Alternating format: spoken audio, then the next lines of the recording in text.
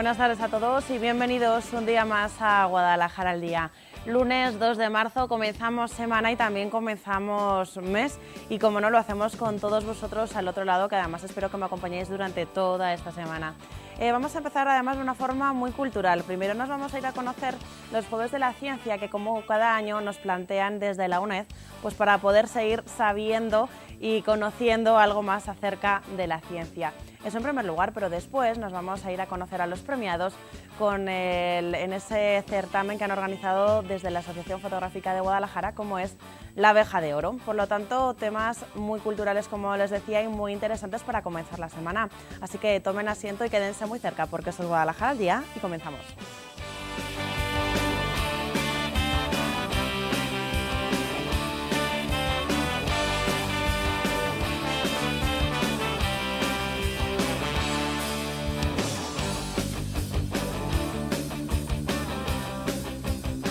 Bueno, pues como les decía, comenzamos hablando de ciencia, en concreto la que nos plantean desde la UNED con esos Jueves de la Ciencia, que además no solo son las conferencias de los jueves, sino que son también unas actividades complementarias que han creado, pues incluso tanto como para mayores como para pequeños. Para conocer más detalles y que nos lo explique mucho mejor, nos acompaña el coordinador de estos Jueves de la Ciencia, como es Javier Macías del Campo. Buenas tardes, Javier. Buenas tardes y muchas gracias por invitarnos.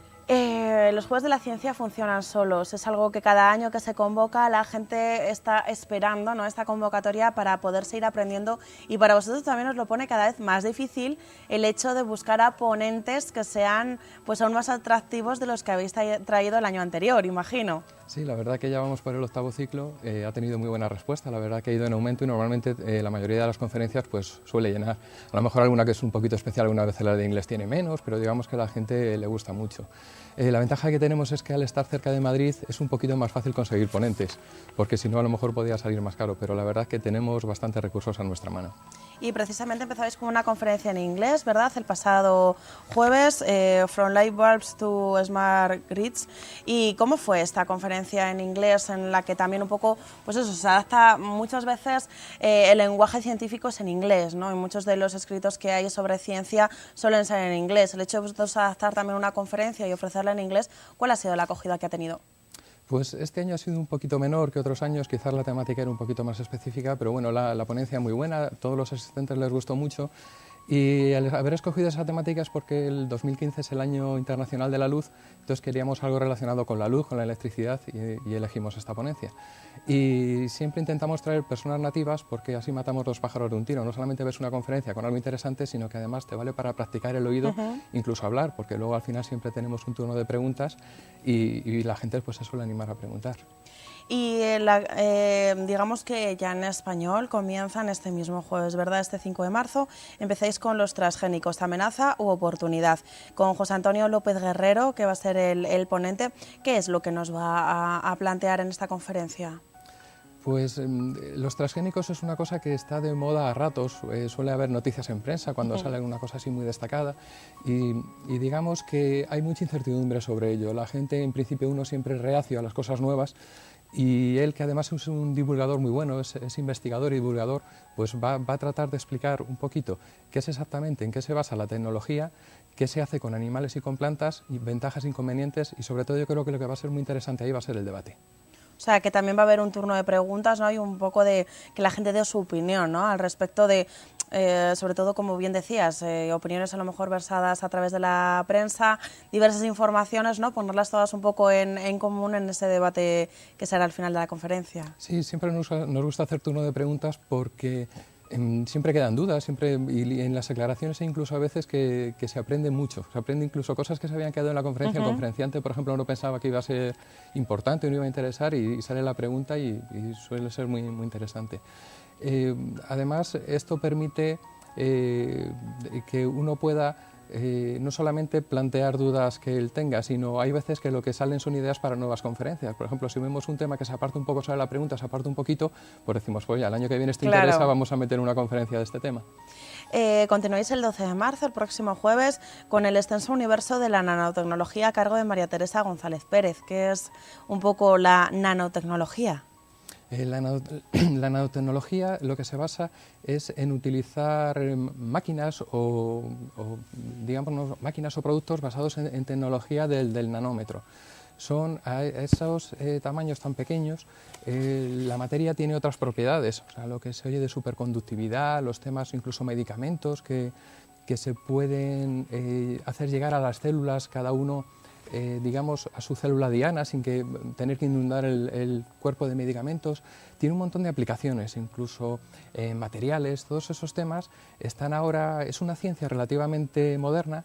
De hecho, la investigadora es muy joven, fue además premio de doctorado y demás, pero es ya jefa de laboratorio y yo creo que es muy interesante. Es tan interesante que esta conferencia dimos una parecida hace unos años en inglés, entonces hubo gente que se quedó con ganas, que no sabía inglés y demandó que la hiciéramos en español, y ya han pasado unos cuantos años y ya la vamos a hacer en español, porque es que además ella presentará algunas de las cosas que se hacen en INDEA en nanotecnología, que es en Madrid un instituto, y cosas que se están trabajando en real, o sea, no solamente en nanotecnología en general, sino cosas que se está trabajando en España, que creo que siempre es interesante. O sea, las últimas novedades, por así decirlo, en nanotecnología se van a poder conocer el jueves 12 de marzo, ¿verdad? Exactamente. Y luego continuamos ya con la última ponencia a cargo de la doctora Pilar Silva, donde la pintura también va a tener su protagonismo en este caso. Es decir, ¿cómo se une ciencia y pintura?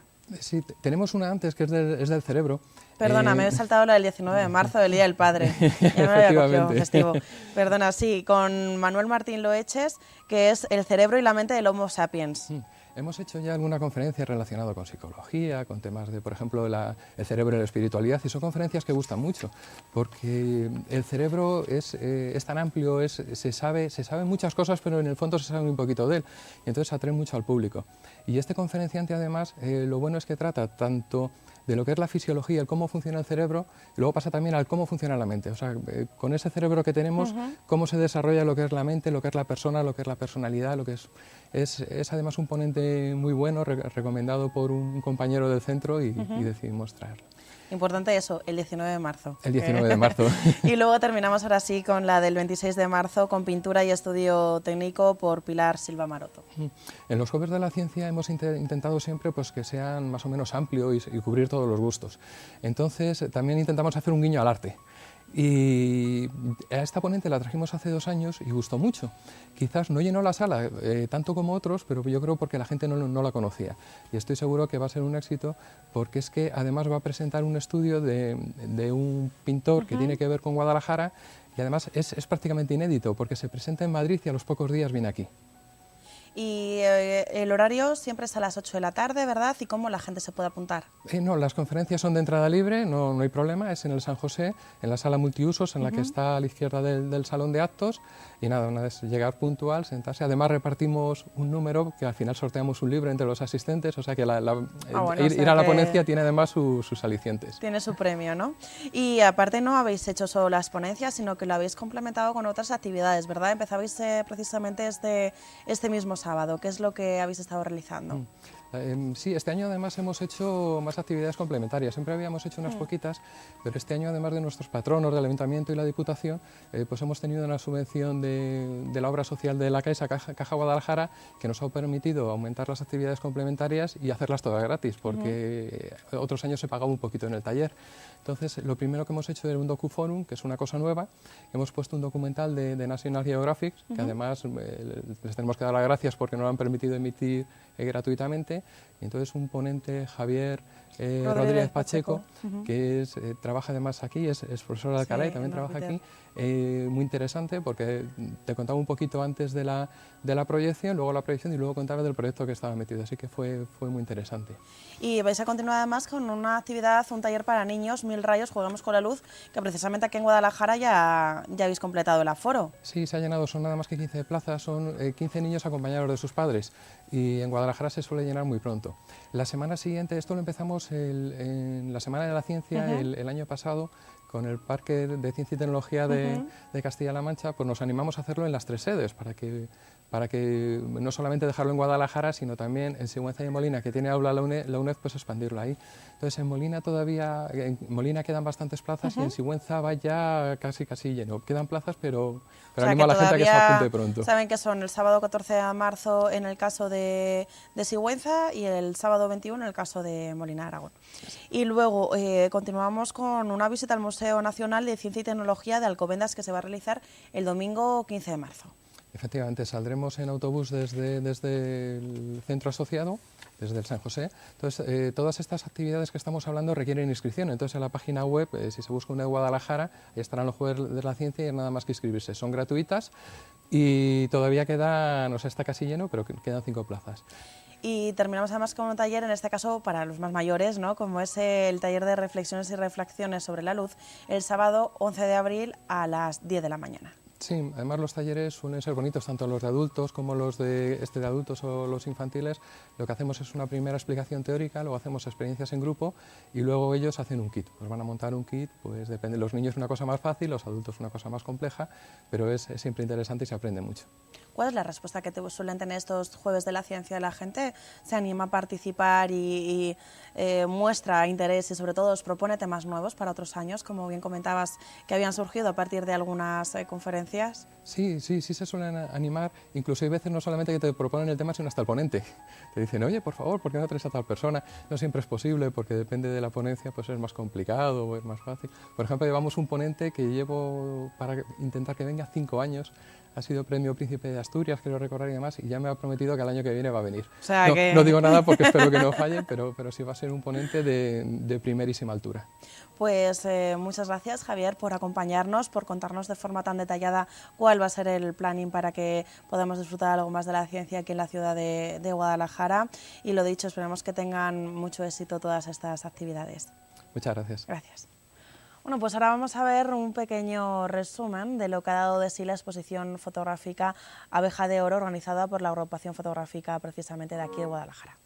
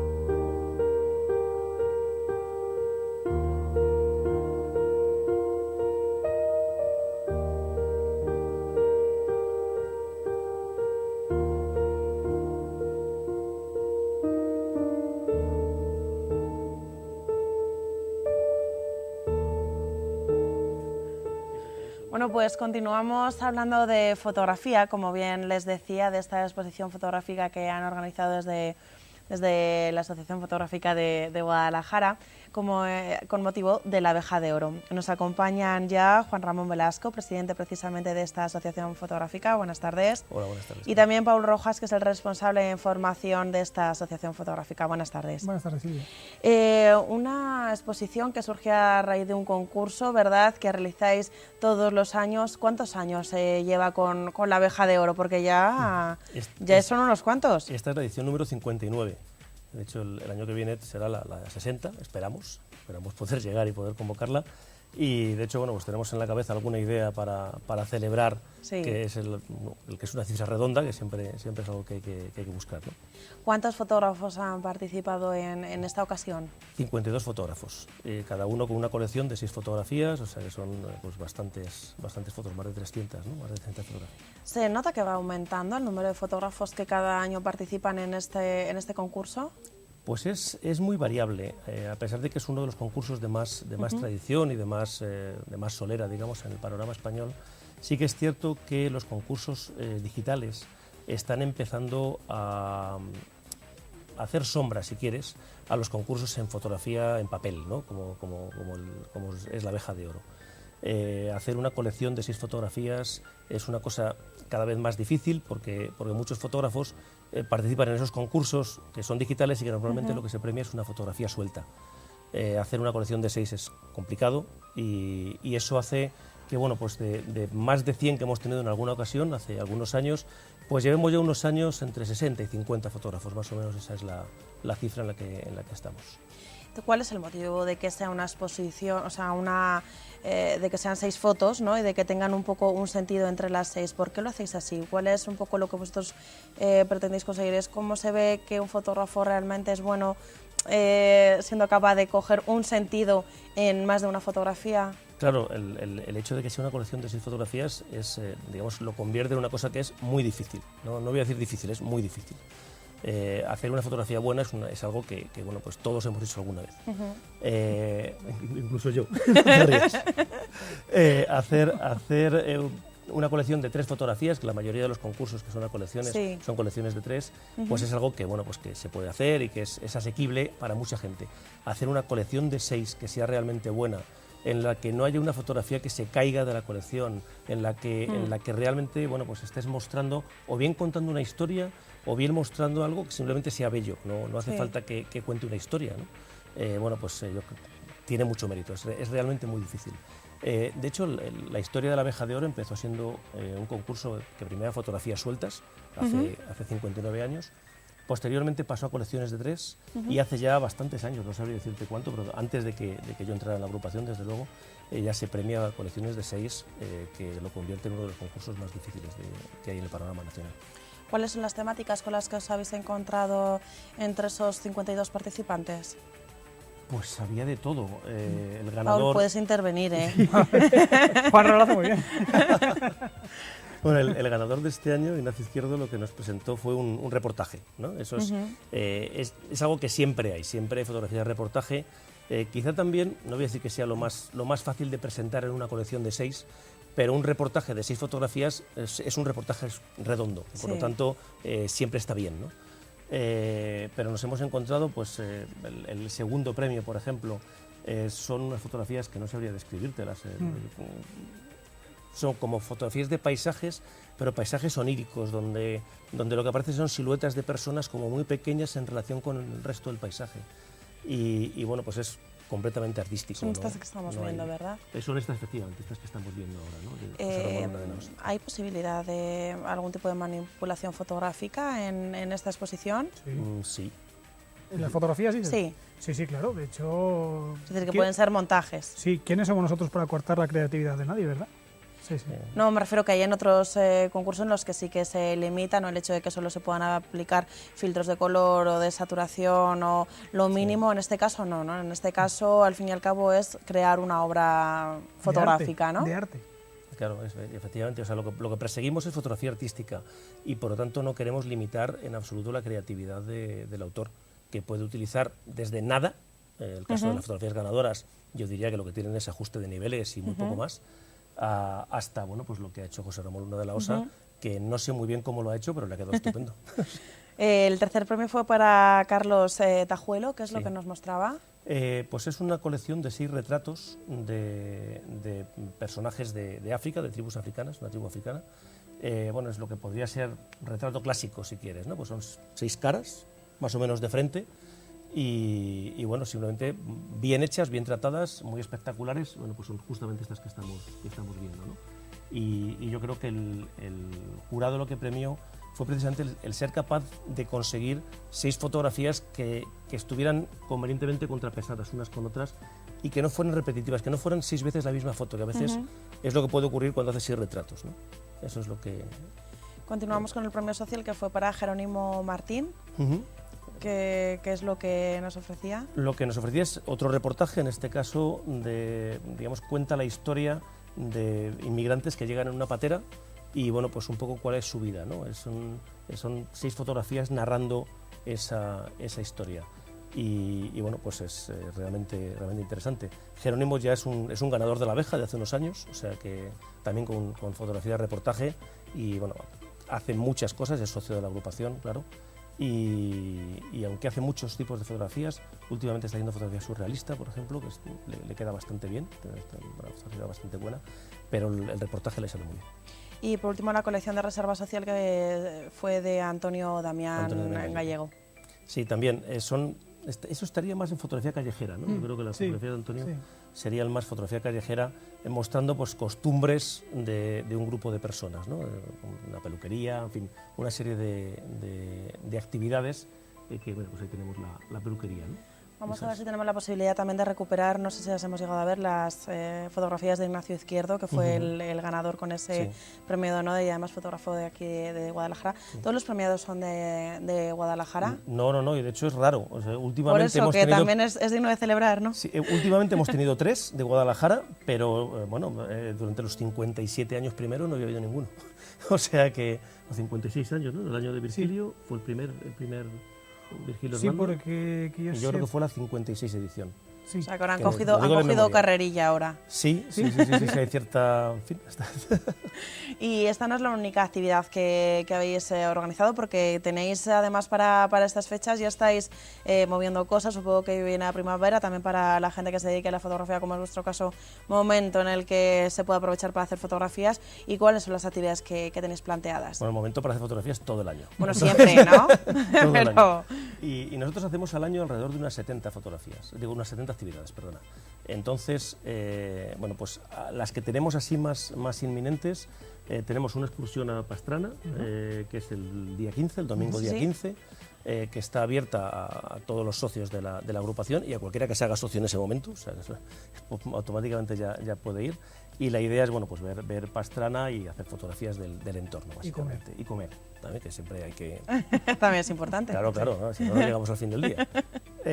Tenemos, antes de la excursión del día 15, tenemos el 13 de marzo, a las 7:30 de la tarde, en el Salón de Actos del Colegio de San José, tenemos organizado lo que llamamos el Muéstrate. El Muéstrate es una actividad que venimos realizando desde hace 6 años, en la que pues, fotógrafos de la agrupación mostramos un trabajo realizado para esa ocasión con entre 20 y 30 fotografías. Es algo así como si hicieras una exposición, solo que lo hacemos en formato digital y las proyectamos. En esta ocasión son 20 los fotógrafos que proyectan sus fotos, con 20 trabajos pues, completamente diferentes, y yo creo que es una ocasión muy buena de ver buena fotografía. Además, este año nos hemos trasladado, hasta ahora lo veníamos haciendo en el museo, en el Palacio del Infantado, pero el año pasado ya hubo gente que se tuvo que quedar de pie. Se quedaba pequeño. Se quedaba pequeño, entonces, bueno, pues este año hemos buscado un sitio más grande, nos da un poco de miedo porque es mucho más grande el Salón de Actos del Colegio de San José, pero esperamos que bueno, pues que la gente venga y, bueno, pues animo a todo el mundo a que venga a disfrutar de la fotografía, ¿no? Que al final es lo que vamos a hacer. ¿Vamos a poder ver vuestras fotografías ese día? Paul, el año pasado estuvimos contigo, ¿verdad? Que además nos estuviste hablando de esta actividad del Muéstrate. Esperamos a ver si este año también podéis venir un poquito antes y nos adelantáis algunas fotografías así en primicia, si podemos verlas con un poquito de antelación. Bueno, de hecho esto ya es una primicia, porque sí, por supuesto, no lo la hemos fecha. publicado todavía en la web la fecha, o sea que... ¿Va a haber fotografías tuyas también? Sí.